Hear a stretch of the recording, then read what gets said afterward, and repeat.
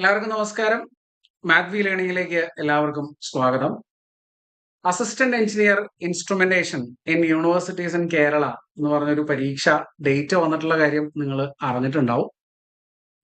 November 11-നാണ് പരീക്ഷ.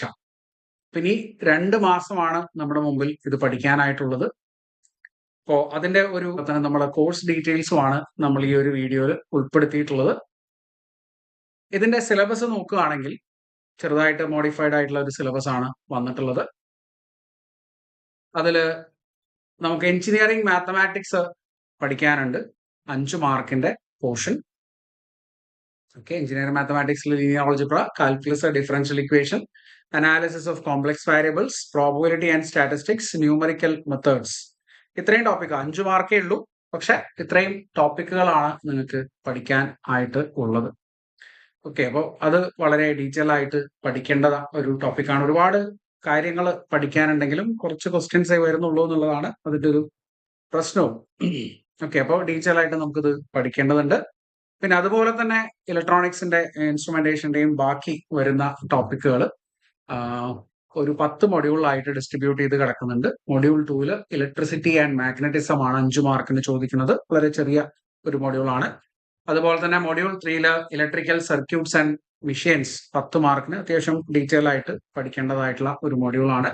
പിന്നെ 4ാമത്തെ module signals and systems. Portions കുറച്ച് എഴുതുമെങ്കിലും അത്യാവശ്യം കാര്യങ്ങൾ നമുക്ക് പഠിക്കാനുണ്ട്. 10 മാർക്കിന്റെ ടോപ്പിക്കാണ് ഇതിനകത്ത് വരുന്നത്. 5ാമത്തെ മൊഡ്യൂളിൽ 15 മാർക്കിന്റെ control systems and process control ആണ് വരുന്നത്. ഡീറ്റെയിൽ ആയിട്ട് പഠിക്കേണ്ട ഒരു ഭാഗം ആണ് അത്. അതുപോലെ തന്നെ 6ാമത്തെ മൊഡ്യൂളിൽ 12 മാർക്കിന്റെ അനലോഗ് ഇലക്ട്രോണിക്സ് ആണ് വരുന്നത്. പിന്നെ 7ാമത്തെ മൊഡ്യൂളിൽ വരുന്നത് ഡിജിറ്റൽ ഇലക്ട്രോണിക്സ് മൈക്രോ പ്രോസസേഴ്സ് എന്ന് പറഞ്ഞ 13 മാർക്കിന്റെ ടോപ്പിക്. 6ഉം 7ഉം നിങ്ങൾക്ക് നോക്കിയാൽ ഏകദേശം 25 മാർക്കിന്റെ ഭാഗം 6ഉം 7ഉം മൊഡ്യൂളിൽ നിങ്ങൾക്ക് കാണാനായിട്ട് പറ്റും. അതുപോലെ തന്നെ 8ാമത്തെ മൊഡ്യൂൾ 10 മാർക്കിന്റെ മെഷർമെന്റ്സ് വരുന്നുണ്ട്.